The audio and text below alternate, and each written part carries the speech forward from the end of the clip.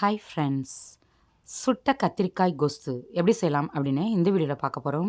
Stove on பண்ணி ஸ்டவ்வை சிம்மில் வச்சுட்டு செக்குடு நெட் பேன் வச்சு நம்ம கத்திரிக்காய் சுட போகிறோம். உங்ககிட்ட இந்த மாதிரி பேன் இருந்தது அப்படின்னா இதில் சுட்டுக்கோங்க. அப்படி இல்லைன்னா கத்தியில் குத்திட்டு கத்திரிக்காயை சுட்டு எடுத்துக்கலாம். கத்திரிக்காவை வதக்கிட்டு அல்லது வேக வச்சுட்டு செய்கிறத விட இந்த மாதிரி சுட்டுட்டு செய்யும்பொழுது நல்ல ஒரு வாசனையாகவும் தனி டேஸ்ட்டாகவும் இருக்கும். பட் கேஸ் ஸ்டவ்வில் சுடுறதை விட அடுப்பில் நெருப்பில் சுட வாய்ப்பு கிடைச்சிது அப்படின்னா அது மாதிரி செய்யுங்க.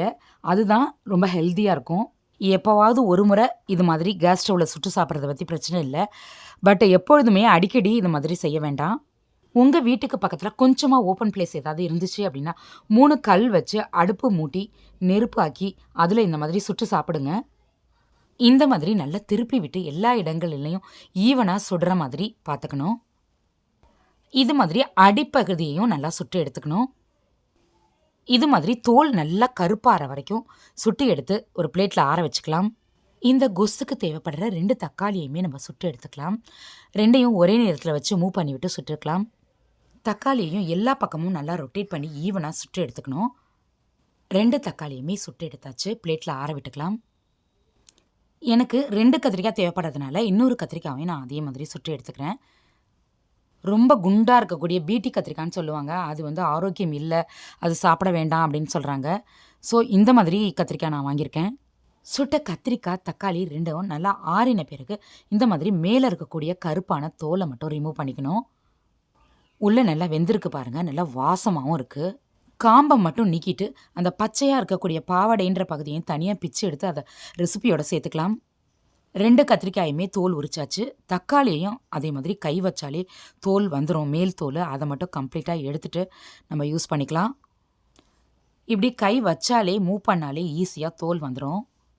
தோல் எடுத்துகிட்டு வச்சுருக்க 2 கத்திரிக்காய் 2 தக்காளி 4ஐயுமே ஒரு பேசினில் சேர்த்து கொஞ்சமாக தண்ணியும் சேர்த்து கையால் நல்லா கரைச்சி விட்டுக்கலாம். மிக்சிலலாம் சேர்த்து அரைச்சிட வேண்டாம், டேஸ்ட் நல்லா இருக்காது. இந்த மாதிரி கையாலேயோ அல்லது மேஷர் வச்சோ நீங்கள் மேஷ் பண்ணி எடுத்துக்கோங்க. சாப்பிடும்பொழுது பீஸ் பீஸாக இருந்தால் எடுத்து வச்சுருவாங்க. அந்த மாதிரி இல்லாமல் சேர்த்து சாப்பிட்ற மாதிரி ஓரளவுக்கு கையால் கரைச்சி விட்டுக்கோங்க.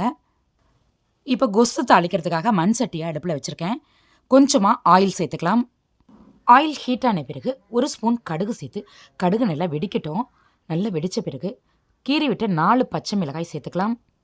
பச்சை மிளகாய் ஓரளவுக்கு ஃப்ரை ஆன பிறகு 1 கைப்பிடி கடலைப்பருப்பு சேர்த்து ஃப்ரை பண்ணிக்கணும். கடலைப்பருப்பு லைட்டாக சிவக்க ஆரம்பித்த பிறகு இது கூட 4 கொத்து கருவேப்பிலையும் நறுக்கின பெரிய வெங்காயம் 4ம் சேர்த்து வதக்கி விட்டுக்கணும். வெங்காயம் இது மாதிரி கண்ணாடி பதத்துக்கு வதங்கின பிறகு இது கூட நம்ம கரைச்சி வச்சுருக்க கத்திரிக்காய் தக்காளி கரைசலை சேர்த்துக்கணும். கூடவே 1 ஸ்பூன் தனியாத்தூள், 1 ஸ்பூன் சாம்பார் மிளகாய்த்தூள், தேவையான அளவு கல் உப்பு சேர்த்து வதக்கி விட்டுக்கணும். வதங்கின பிறகு 3 ஸ்பூன் புளித்தண்ணி சேர்த்துக்கணும். புளித்தண்ணி சேர்த்து செஞ்சு பாருங்கள், ரொம்ப டேஸ்டியாக இருக்கும். புளித்தண்ணி சேர்த்த பிறகு ஒரு உருளைக்கிழங்கை குட்டி குட்டியாக நறுக்கி சேர்த்துக்கலாம். கூடவே கன்சிஸ்டன்சிக்கு ஏற்ற மாதிரி தண்ணி சேர்த்து வேக வச்சுக்கலாம். உருளைக்கிழங்கு கொஞ்சமாக சேர்த்துக்கோங்க. இது மாதிரி கொஞ்சமாக உருளைக்கிழங்கு சேர்த்து செய்யும்பொழுது ஒரு பைண்டிங்காகவும் இருக்குது, அதே சமயத்தில் டேஸ்ட்டாகவும் இருக்கும். நல்லா உருளைக்கிழங்கு வெந்து குழஞ்சு போயிடும். உருளைக்கிழங்கு சேர்த்துருக்கோம் அப்படின்னு தெரியாத அளவுக்கு அது நல்லா மசிஞ்சிடும். உருளைக்கிழங்கு வெங்காயம் 2மே வெந்துடுச்சு. பட் கொஞ்சம் சேர்ந்த மாதிரி இல்லாமல் தண்ணியாக இருக்குது, காய் தனியாக தண்ணி தனியாக. ஸோ இன்னும் கொஞ்சம் நேரம் நம்ம கொதிக்க விட்டோம் அப்படின்னா சேர்ந்து வந்துடும். நல்லா வாசமும் கமகமன்னு வரும். அந்த சமயத்தில் பார்த்திங்கன்னா கரெக்டான கன்சிஸ்டன்சியில் இருக்கும். ஸ்டவ் ஆஃப் பண்ணிவிட்டு கொஞ்சமாக கொத்தமல்லி இலைகள் சேர்த்து சுட சுட சர்வ் பண்ணால் அட்டகாசமாக இருக்கும். நீங்கள் உருளைக்கிழங்கு சேர்க்காமல் செய்யணுன்னா கூட செய்யலாம், அதுவும் சூப்பராக இருக்கும். ஸ்டவ்வை ஆஃப் பண்ணிட்டேன். மண்பானையில் இருக்கிறதுனால ஸ்டவ்வில் இருக்க மாதிரியே கொதிச்சிட்ருக்கு. ஸ்டவ் ஆஃப் பண்ண பிறகு ஒரு 2 நிமிஷம் இதே மாதிரி கொதிக்கும் மண்பானையில். இந்த டேஸ்டியான சுட்ட கத்திரிக்காய் மசியலை நீங்களும் செஞ்சு பாருங்கள். சேனலை சப்ஸ்கிரைப் பண்ணாமல் இருந்தீங்கன்னா ப்ளீஸ் பண்ணிக்கோங்க. பக்கத்தில் இருக்க பெல் ஐக்கான் ப்ரெஸ் பண்ணி ஆல் ஆப்ஷன் கொடுத்துக்கோங்க. நம்ம சேனலில் இன்னும் டிஃப்ரெண்ட்டான சூப்பரான ரெசிபீஸ் இருக்குது. டைம் கிடைக்கும்பொழுது போய் பாருங்கள். இந்த வீடியோ உங்களுக்கு பிடிச்சிருந்தால் லைக் பண்ணி ஷேர் பண்ணுங்கள். இந்த வீடியோக்கு கீழே உங்களுடைய கருத்துக்களை பதிவிட மறந்துடாதீங்க. வணக்கம்.